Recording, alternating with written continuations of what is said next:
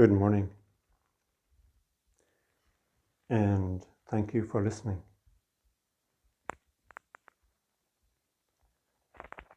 This is talk number 7 of the COVID practice period.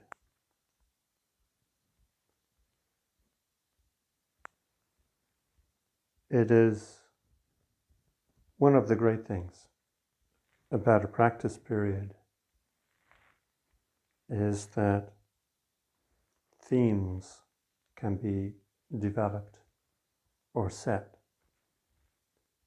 that the talks can relate to previous talks.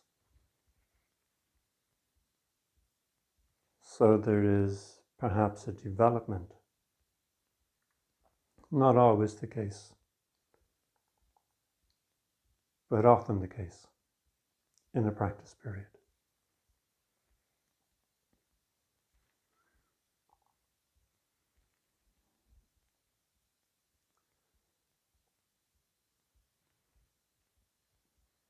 So I find it helpful sometimes, or at least interesting, to think about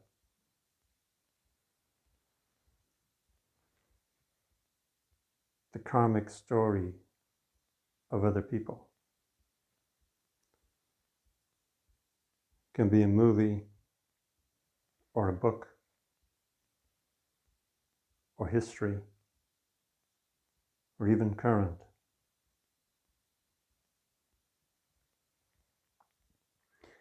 And I've mentioned a few times Lieutenant Bligh on the ship Bounty.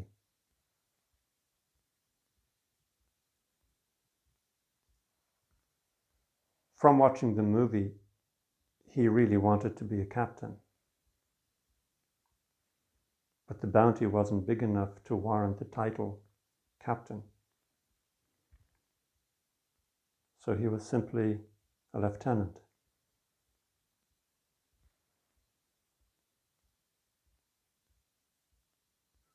And I'm sure when they set out, he did not expect or anticipate the possibility of a mutiny. Perhaps none of them did. And life is like that. It presents us with the unexpected.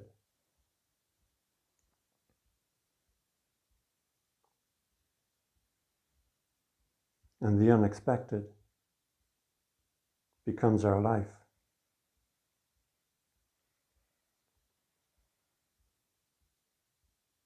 So how his fate and the fate of his 20 or so loyalists who stayed with him on that little boat, suddenly being in a rowboat instead of being on a ship, and having to navigate in that little boat to a safe haven.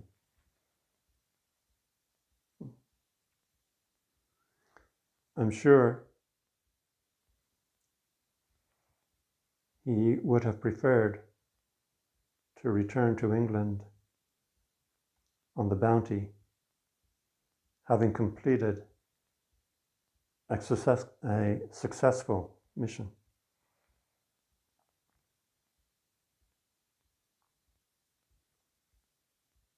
Instead, to have to navigate your way in this little boat,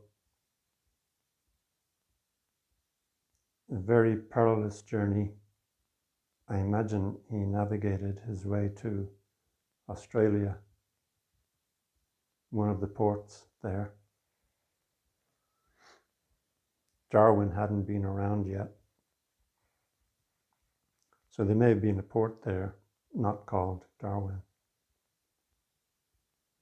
And to have to report, instead of a successful mission, have to report mutiny.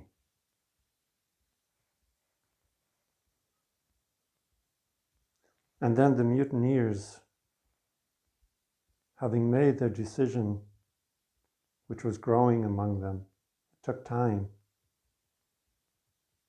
But at some point, conditions happened, and they said, now is the time to act.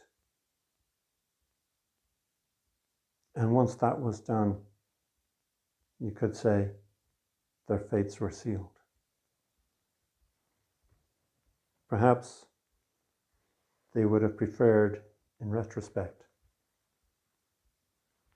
not to have done it.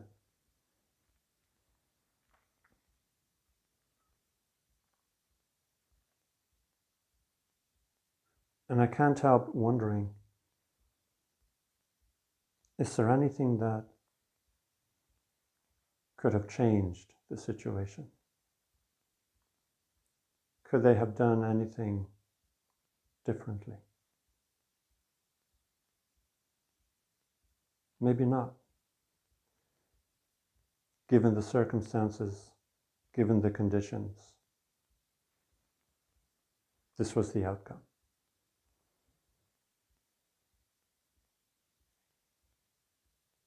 And so it can be with us.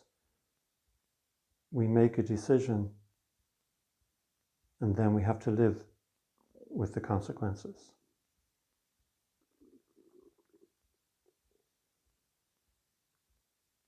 One of the great things about practice is that no matter what the circumstances or conditions of our life, we can practice with them.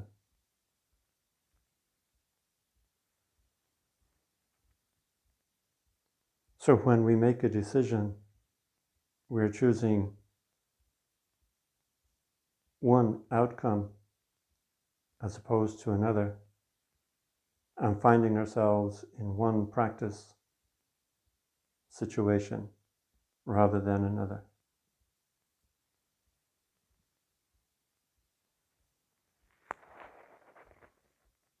Perhaps the idea of a practice period would have helped the crew and leaders, officers on the Bounty. If that had been their approach, maybe things would have ended differently. Maybe things would have ended more harshly. I don't know. But it's reasonable to think as a practitioner that things may have worked out more harmoniously.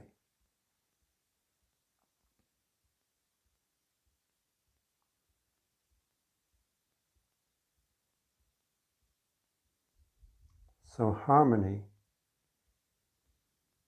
is one of the qualities that usually emerges in a practice period. Not perfect harmony, but a sense of harmony.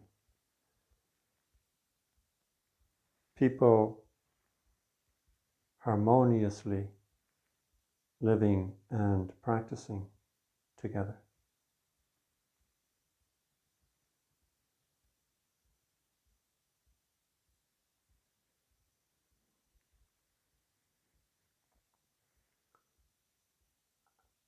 Practice periods, because there is so much meditation, and because there is this withdrawal from the busyness of the world, practice periods are a great opportunity to study the self or observe the self, and in so doing, forget the self or let go the self, to release our grip of self-clinging.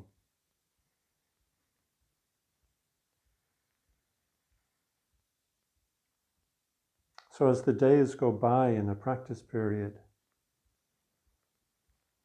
gradually you let go of any agenda that you may have come with. As you go about the daily practice, the routine,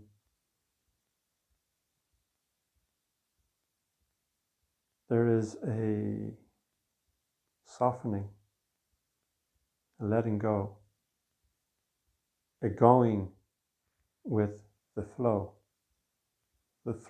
of the practice period. You're constantly being asked to drop your preferences, constantly being asked to do what the schedule requires of you rather than what you feel like doing.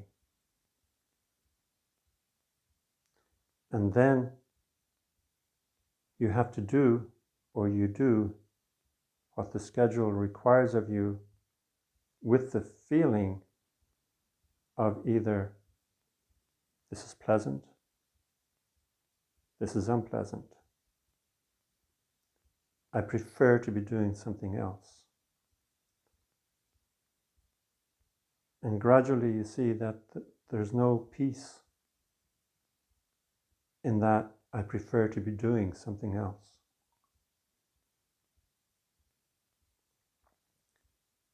In doing what the schedule requires of you, we engage in the same activity as sitting,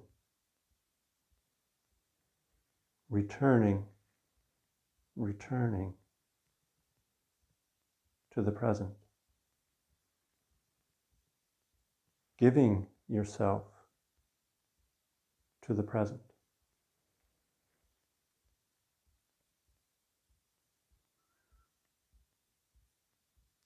We give ourselves to the forms of our practice.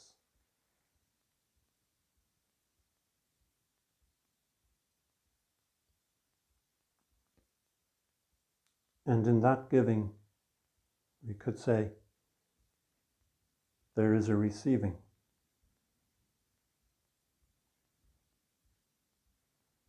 What do we receive?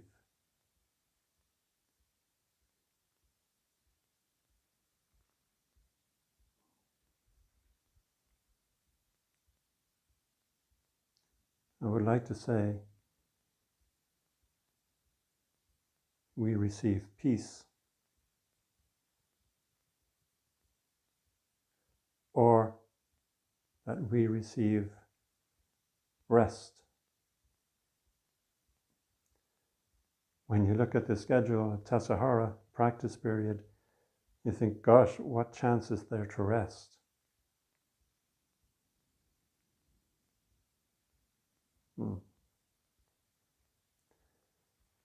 Later, when I moved away from Tassajara, I was living at San Francisco Zen Center. And I had a girlfriend for a while, and she found this walking group. I think it was in San Francisco, or it might have been across the bay, and suggested we go for a walk with this walking group. So we did. And one of the people in that walking group heard that I was a Zen practitioner and was asking me. What she said was, she heard a Tibetan teacher say that he gets more rest in meditation than he does in sleep. And she wanted to know if I felt the same way. And I thought for a moment, and I said, no. With me, it's more like there's a part of me that gets to rest when I meditate, that doesn't get to rest when I sleep.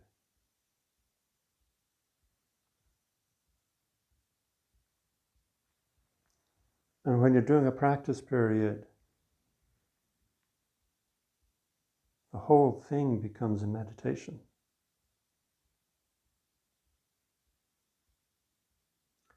So yes, there's a lot on the schedule, and there's part of you that gets to rest. It's the part of you that wants to hold on.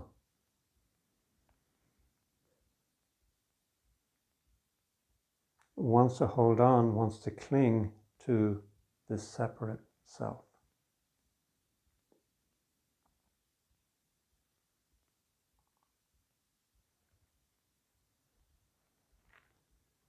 As a result of this letting go, our relationship to the world begins to change or get deeper. We have time and space to relate to the objects in our life, to the material world in which we move and live.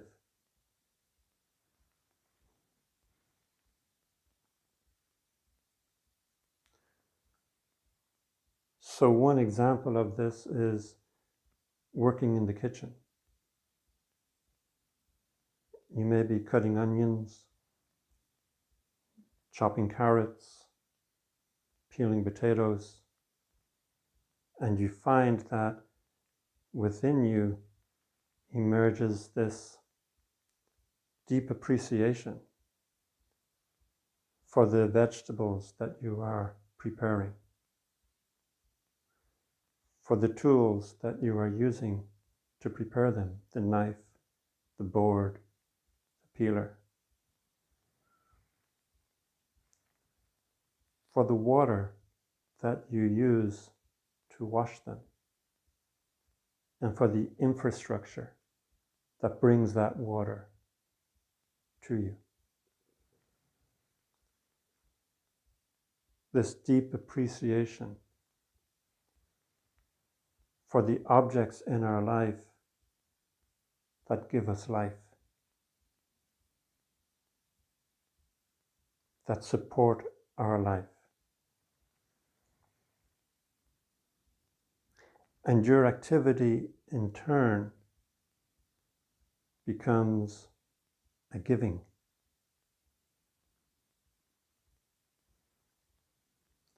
You sometimes see in these movies, well, what movies? Some movies. One of them was a reporter in a war setting, and he had on his helmet, I forget what it was, Born to Kill. Another slogan with born in is born to be free. That's a good one. I suppose if you're at a monastery, if you're doing a practice period, and if you are even finished with the practice period, the slogan on your hat could be born to give.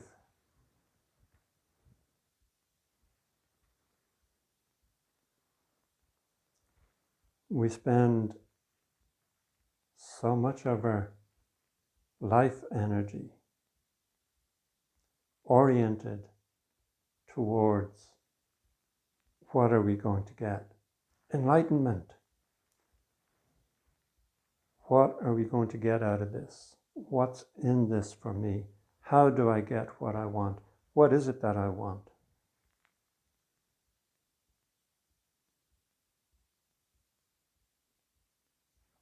So oriented towards getting. And there's some giving in there too. We like to give presents when it's somebody's birthday. We like to give somebody a lift if they need it.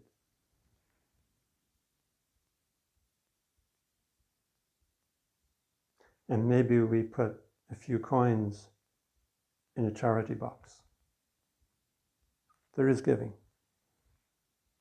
But so much of the time is spent on what do I want?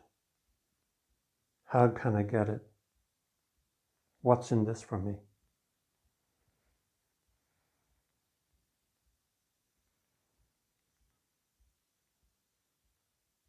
But I really feel as though there's something in our heart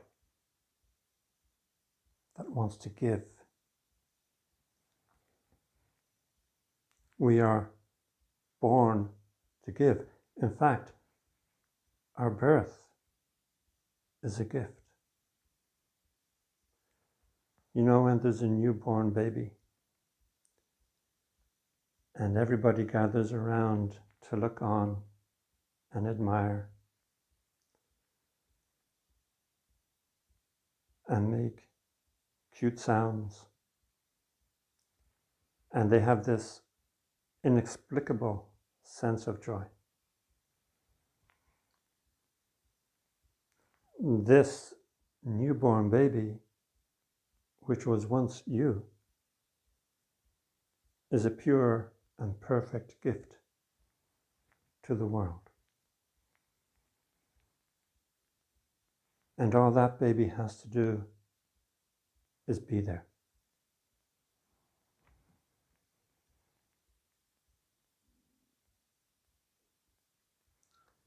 And then we shower gifts upon that baby.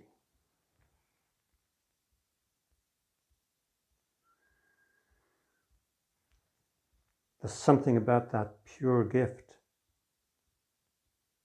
that makes us want to give.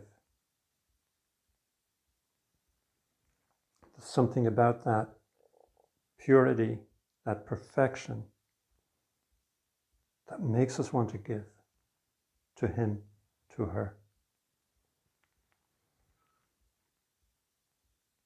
And that impulse to give, that wanting to be of service,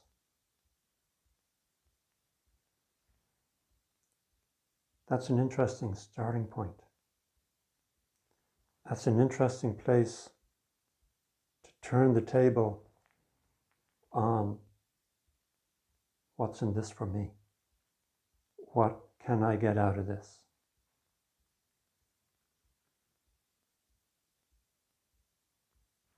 Another example at Tassajara that I remember, after breakfast, which would be in the zendo, we would have a period of soji or temple cleaning. And I remember sweeping the steps that lead up to the zendo. And these steps are stone with clay in between them. Beautifully shaped, large stones. And as I swept them, there's just this sense of the way I thought about it was I'm cleaning the Buddha's teeth.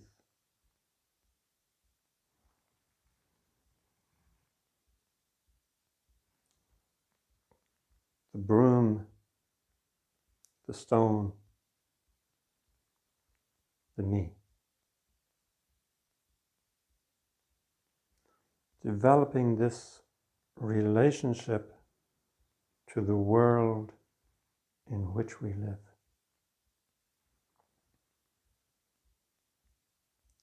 Your life becomes a giving and a receiving. And this is really beautifully brought out in the eating form in the Zendo. We call it oryoki.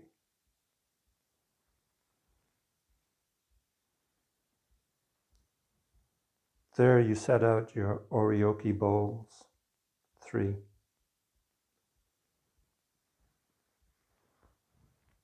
And somebody comes in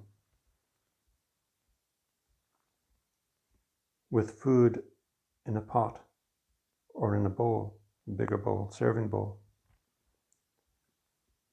And you hold your bowl up to receive the food. And they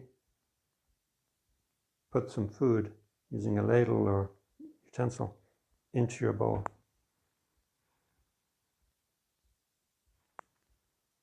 So this is really a case of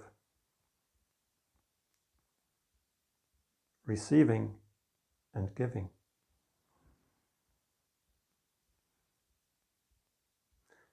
You hold the bowl up because somebody appeared there with food. You present the bowl to receive the food.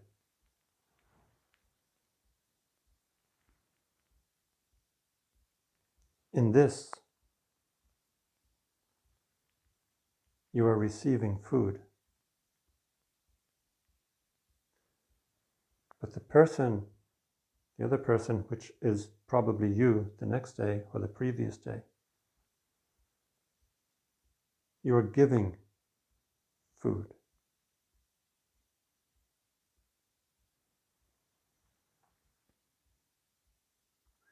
And you could not do it without the bowl to receive the food, the pot that holds the food, and the ladle. We chant in oryoki, may we see the emptiness of the 3 wheels, giver, receiver, and gift.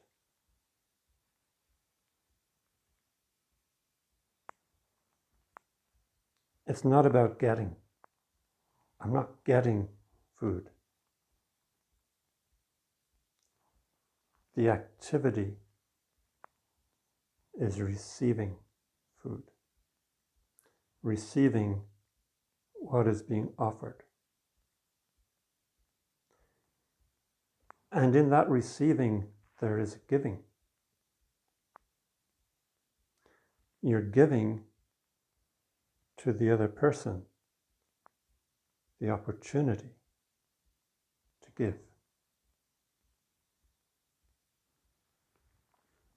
And that person in their turn, which, as I say, is probably you the next day or the previous day, that person in their turn is receiving the opportunity to give.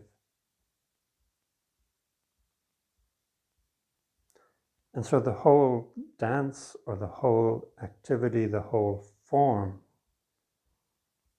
is this play on giving and receiving. It's not about look at what I gave to you, and it's not about look at what I got. It's this giving and receiving activity. And in that, you can find again emerging within yourself, from within yourself, this deep appreciation for the act of giving and receiving, and this deep appreciation for your oryoki bowls, and for the zendo in which this form takes place.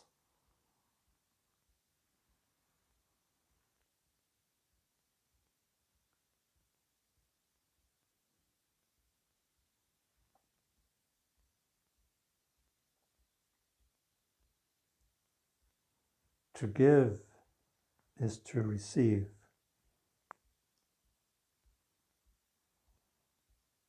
But if you approach giving with a kind of bargaining, if I give this, then I get that, we're missing the point.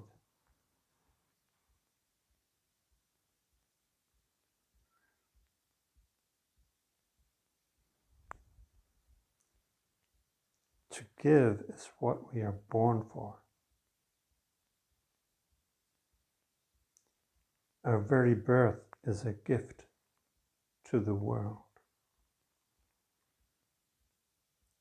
And it's impersonal. It's not as though anybody can say, look at the baby I got. And maybe they do.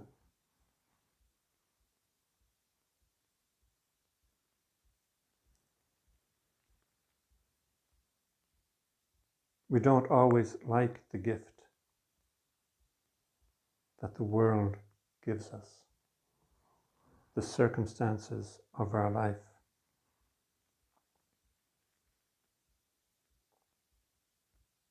But when we start to practice, we begin to see the value, the practice opportunity of the circumstances in which we find ourselves.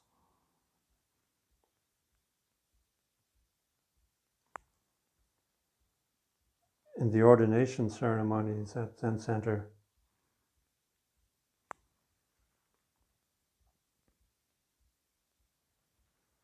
we say, from now on, all beings are your teacher. Or, from now on, all being is your teacher. When we start to practice and our practice takes hold, we learn from everyone and everything.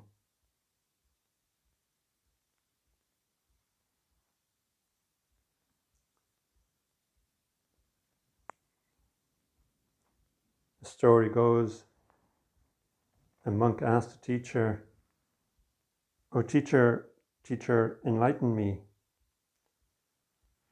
And the teacher says, "Have you eaten?" And the monk says, "Yes." And the teacher says, "Clean your bowls."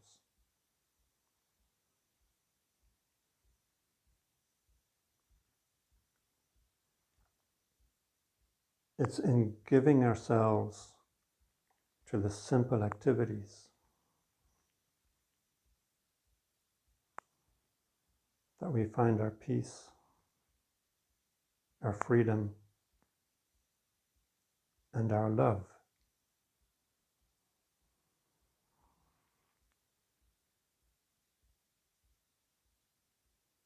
This practice of emptiness, this practice of sitting, these forms that we have, this practice is the practice of love.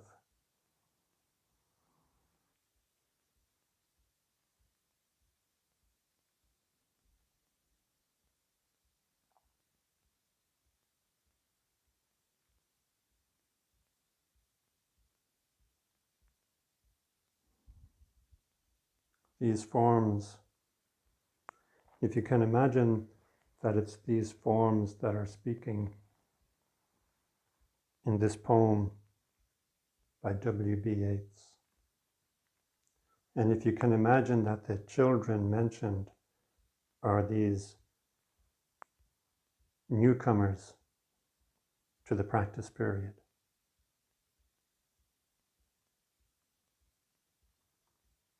We who are old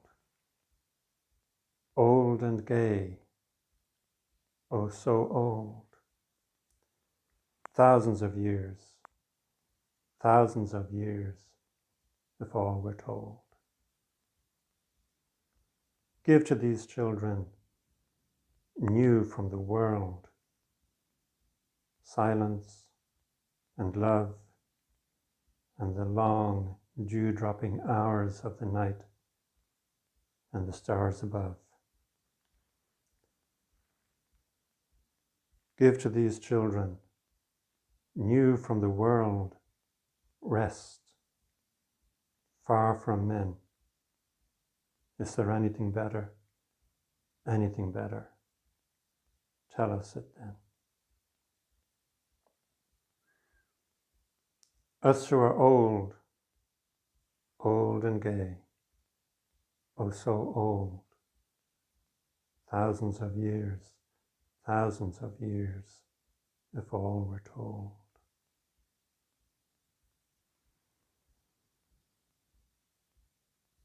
These forms that we practice at Zen Center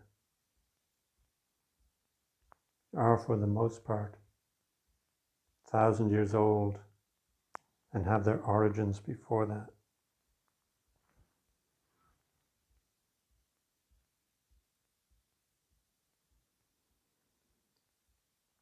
The idea of a practice period goes back at least 2,500 years at the time of the Buddha.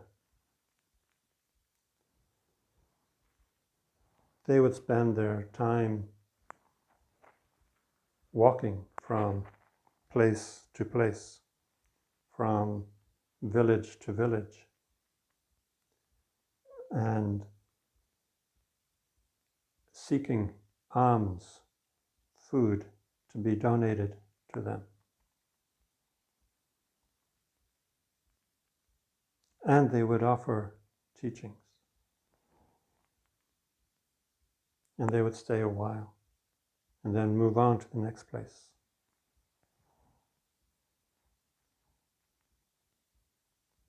But then would come the rain season. And it wasn't really a good idea to be walking from village to village in the rain season. The monsoon. So they would stay in place for 3 months. They would sit out the monsoon.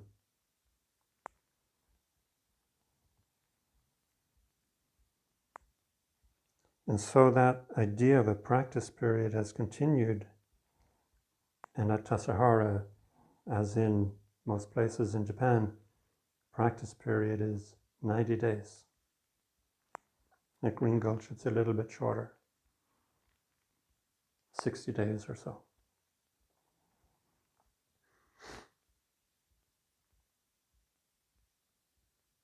So this idea of a practice period goes back a long way. This form of consolidating our practice.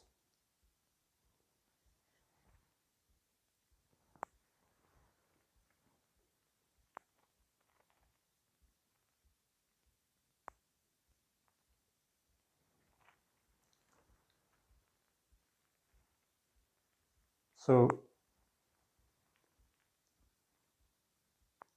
in turning the table and seeing or asking,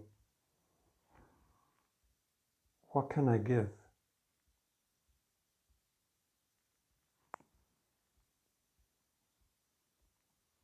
That thought mixed with practice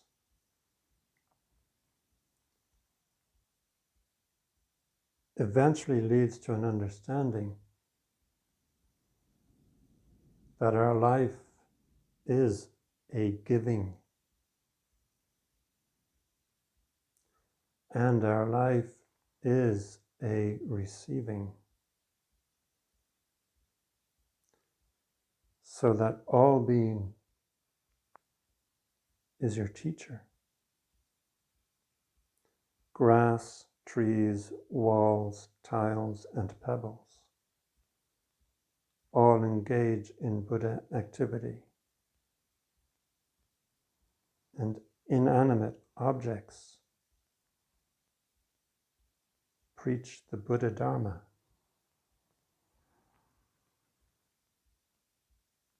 There is this mutual, reciprocal giving, more like a breathing.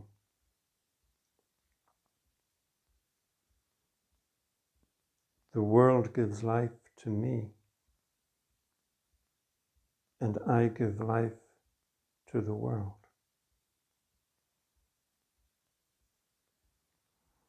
There is no giving without receiving. No receiving without giving.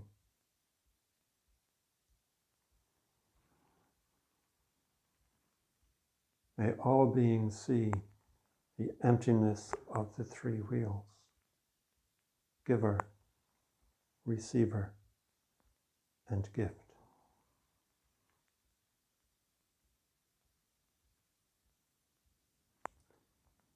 In receiving, let there be no getting.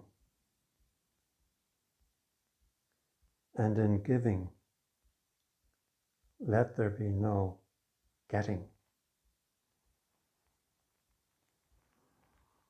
It's a lofty and noble aspiration, but we can move towards it by reflection and practice.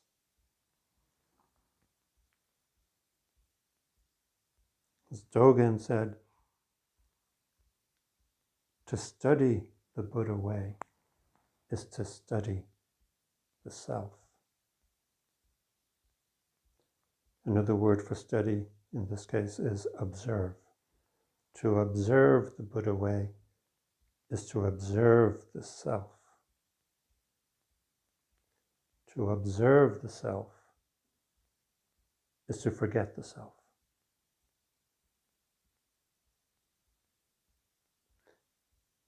And to forget the self is to be actualized by myriad things, or to be actualized by all being.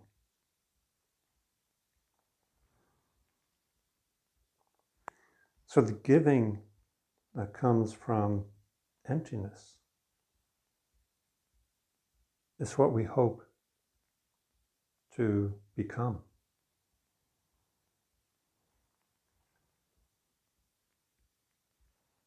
The giving that doesn't think, look at me, look at what I'm giving. That just spontaneously and naturally gives. It's like when something is knocked over and you put it the right way up. It's just a natural thing to do.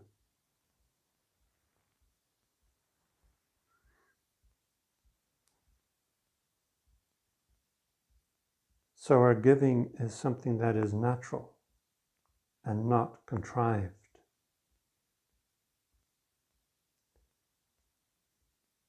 It's extending your hand or reaching out in a perfectly natural and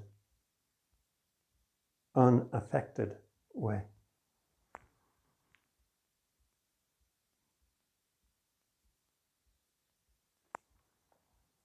In Zen Mind, Beginner's Mind, Suzuki Roshi put it really wonderfully. He said, to give is non-attachment. That is, just not to attach to anything is to give.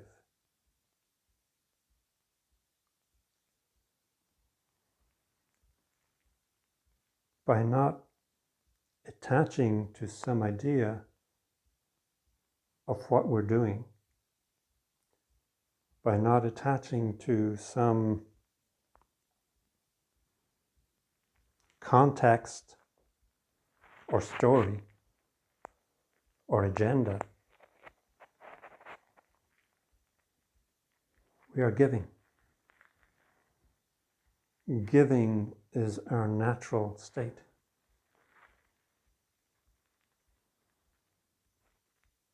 Just not to attach to anything is to give.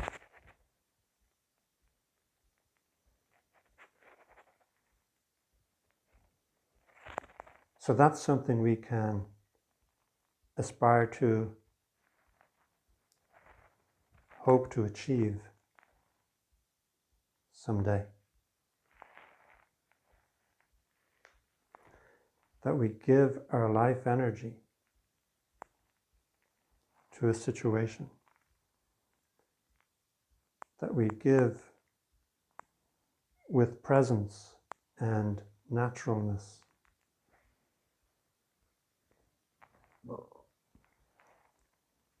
It's a lofty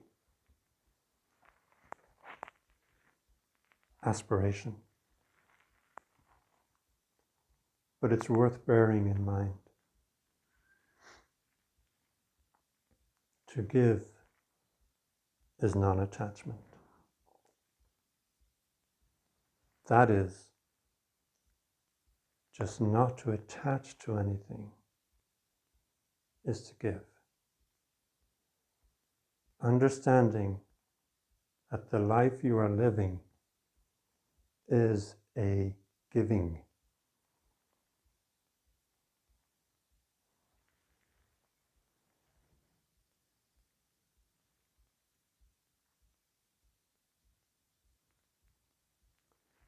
I was talking with some people on Wednesday morning on Messenger group meeting, and we got to talking about Ingen-ji, whom I mentioned I think last week, and Dangshan. And when I mentioned Ingen-ji last week, I wasn't sure if I got the name right. And one of the people in the group had a book in front of him and was talking about the same story, and he mentioned Yunmen. So I thought, well, he has the book. He probably has the name right. But I looked it up and it's actually Yunyan. Not Yunyan, but Yunyan. That could be a misspelling. But an absolutely beautiful, poetic story. So Dangshan heard that inanimate objects preached the Buddha Dharma and went from teacher to teacher to see if any of them could help him to understand this. He gave his life energy to that question.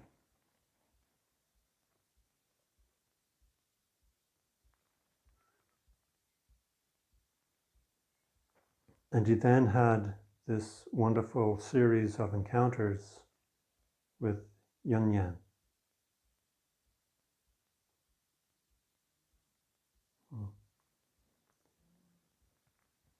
And he describes his insights in a very terse way.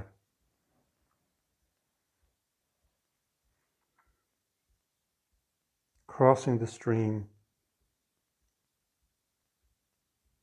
he sees his reflection in the water.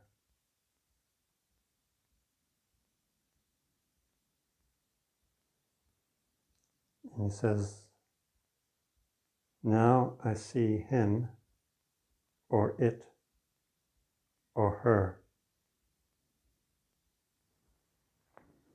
Now I see him everywhere.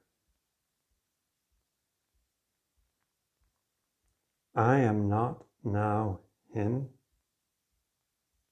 but he is no other than myself.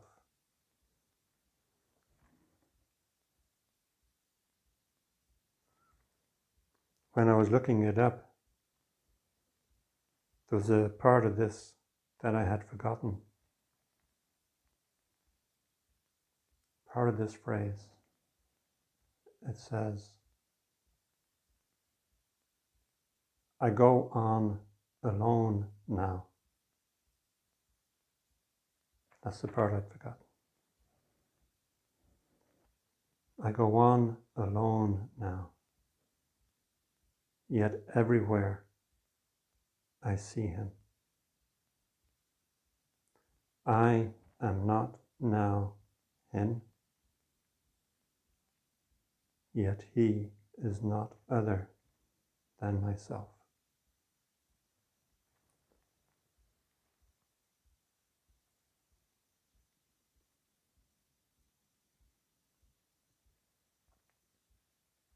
Was this insight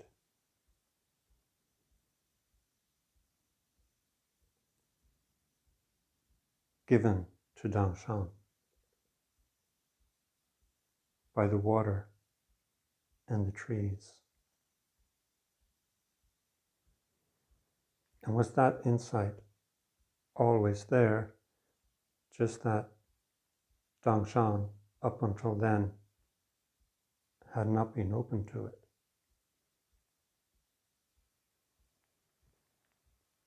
As we give ourselves to the practice, we see more and more. We see layer upon layer of interconnectedness. And inanimate objects, even they preach to us the Buddha Dharma.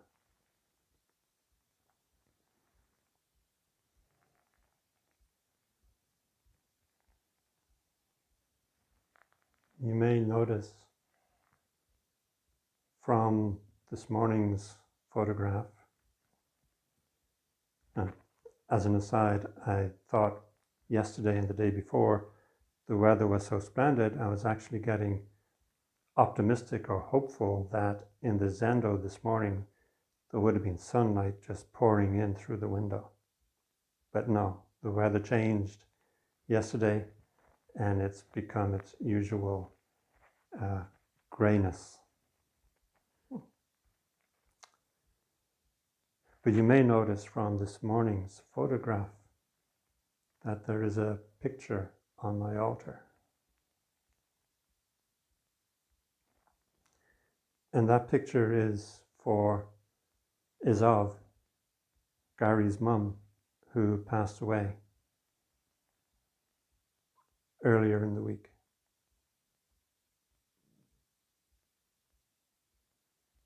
And so we'll have a memorial service for her on June 19th.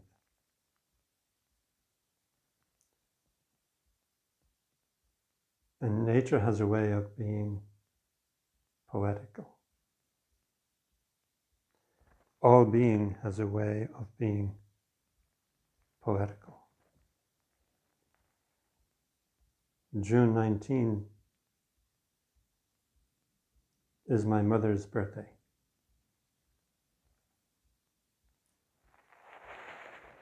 And she's been dead now 30 years.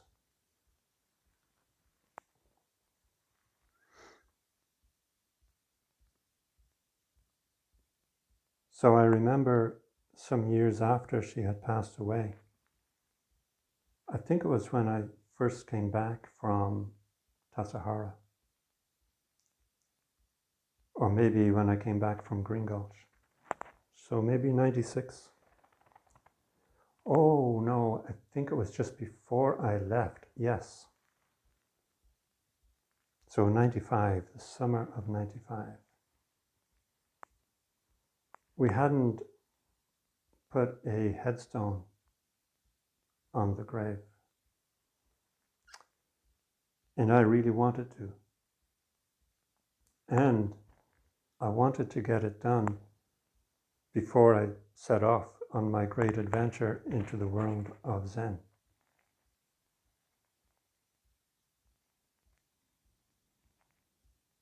And I went to the place that makes headstones near the graveyard and I looked at the various forms and so on.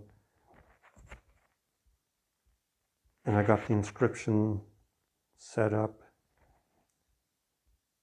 and they wanted to know if I wanted some kind of phrase put on the headstone. And I didn't really like or connect with the standard phrases that they had, so I said, let me think about it. And on and off, I would turn it over in my mind, what would be a good phrase to put on my parents' headstone.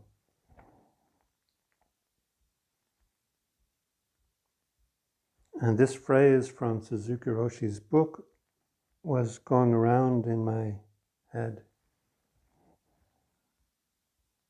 To give is non-attachment. That is,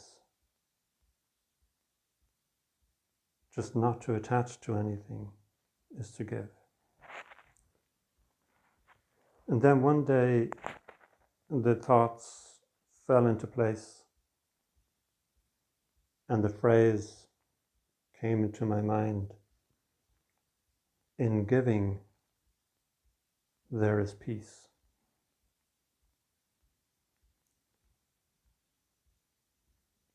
And that's what's on her headstone. In giving, there is peace. There is something peaceful when we know what a situation requires of us, when we know that something needs to be given and it's within me to give it.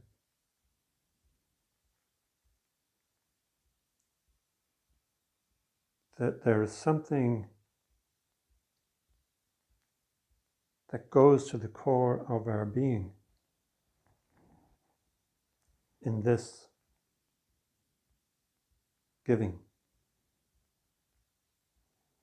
In giving, there is peace.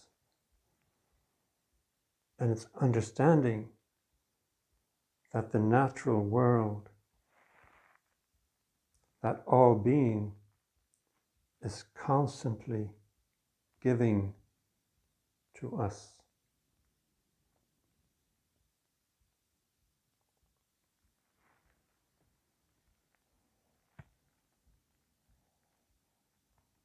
In giving,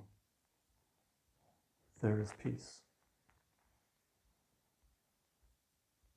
When I set off to Zen, I was looking for a situation that would support my practice.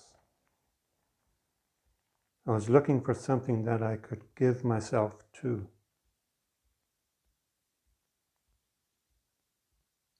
I guess I found it. But it was always there. Just giving yourself to the task at hand.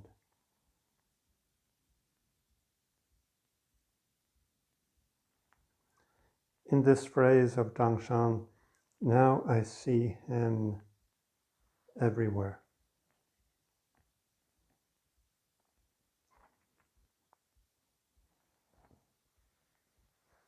It's sometimes referred to, now I see it everywhere. But the him, when it's referred to as a him, and it could just as easily be a her,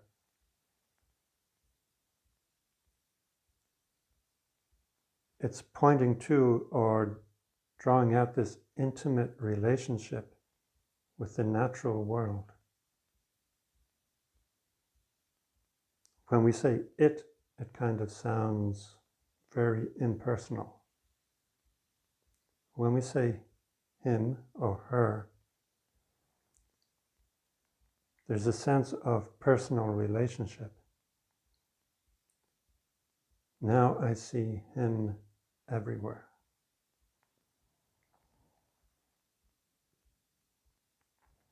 And there's an intimacy.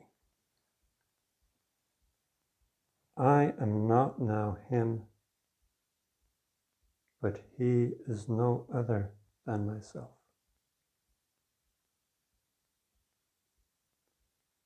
And it is this intimacy that comes from practice. This intimacy with the process and processes of becoming.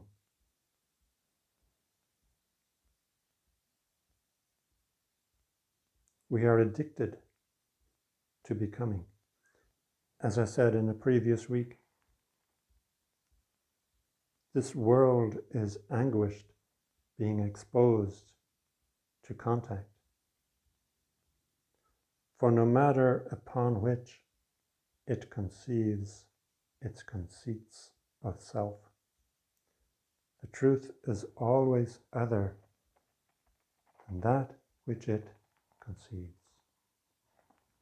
The world, whose being is to become other,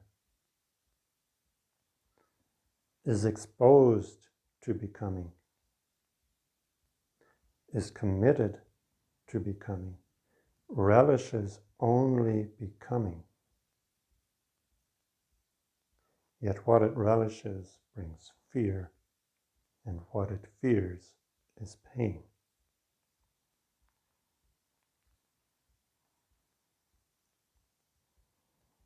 So it's this addiction, or this relishing of becoming, that gets us into trouble.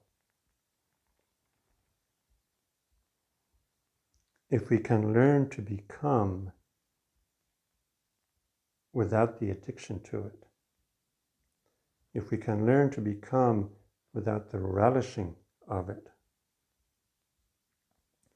and just become in all naturalness,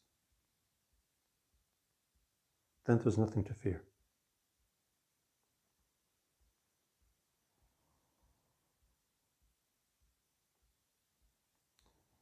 A phrase that I came across in a Japanese translation of some scripture said, when Buddha is in birth and death.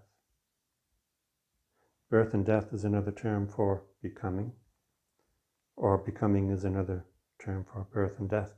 When Buddha is in birth and death, there is no birth and death. So we become without becoming.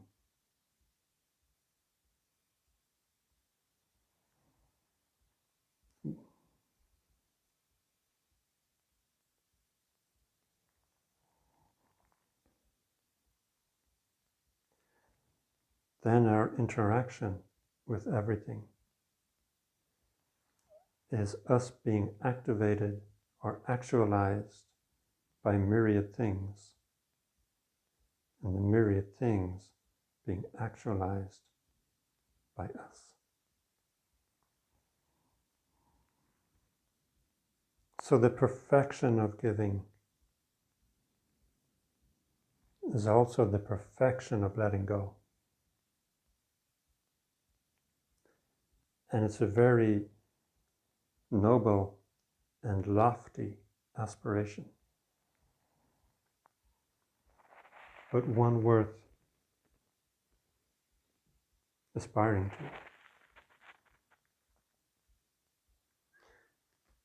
I'm going to read, I almost know it by heart, but whenever I say it by heart, I always feel as though I've left something out. So I think this week I will commit it to memory in the sense that when I say it, I will know that I have not left something out. But for now, I'll read it, and before I read it, I just want to say, him, it, her. Another pronoun that could be used is you, capital Y.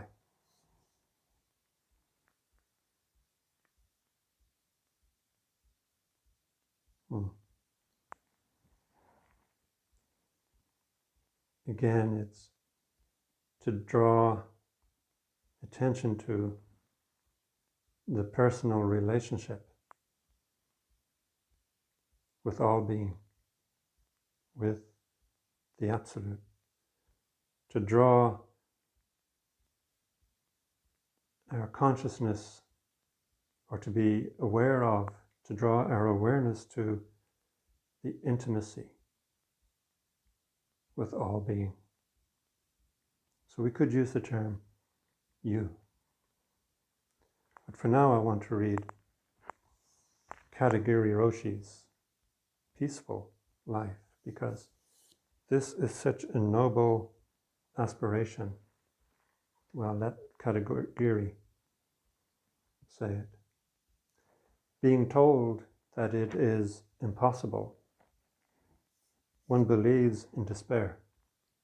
Is that so? Being told that it is possible, one believes in excitement.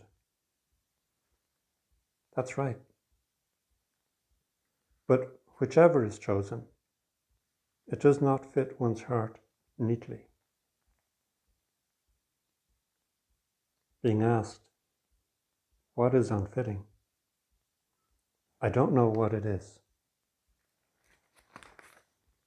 but my heart knows somehow.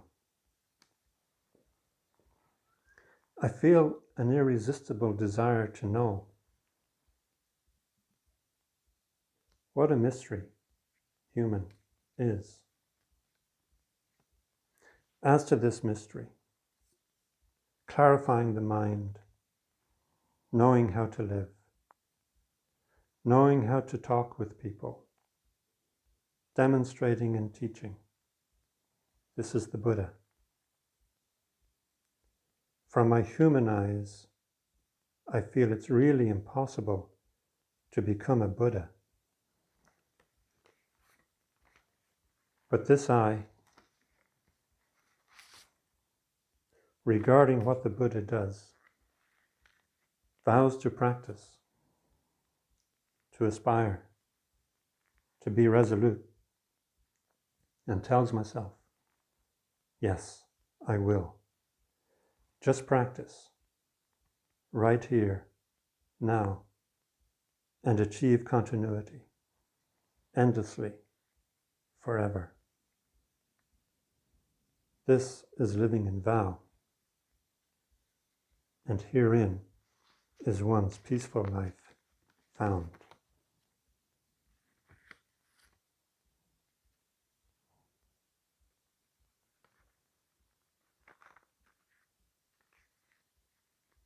This peaceful life, to be truly peaceful, has to be able to accept the vicissitudes of life. Has to be able to accept things as they are.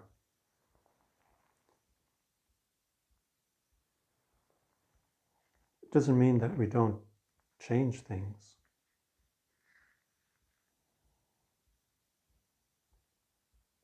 But that we change them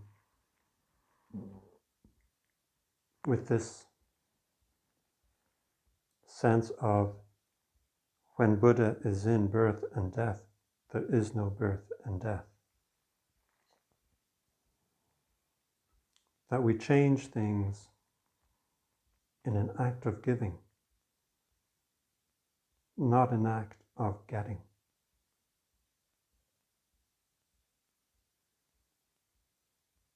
That the vicissitudes in life are a profound teaching.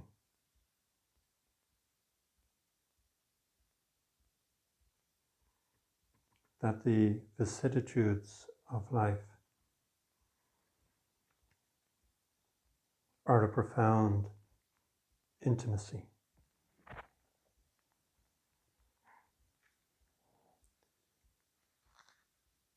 One of my favorite philosophers, and I read very little of very few philosophers, but one of my favorites and earliest encounters was with Bertrand Russell.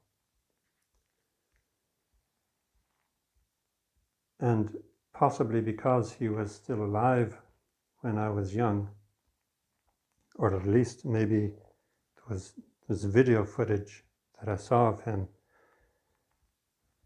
it was easy to be endeared to him. Last night I looked up on the internet this poem, and I looked it up between 5 and 10 years ago as well. And that time, we'll say 10 years ago, it took me a long time to find it. I had to type it in numerous times. I had various clues in my head what to look for, and it seemed to take a lot of attempts to come up with it. But last night came up on the first attempt.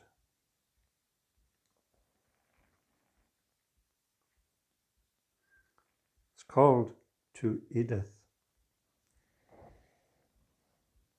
I call this a philosopher's poem. Now when I read it,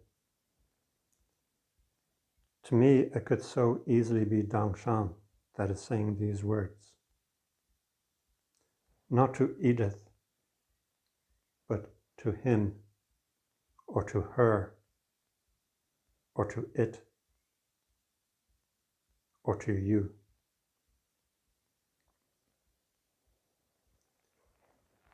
Now old and near my end,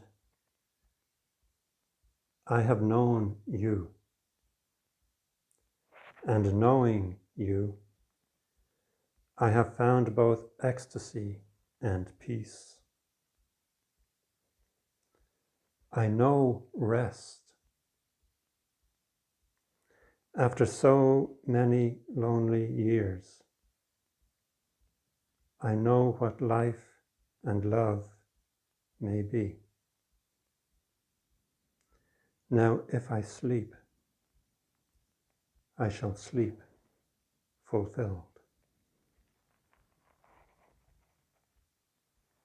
Thank you very much.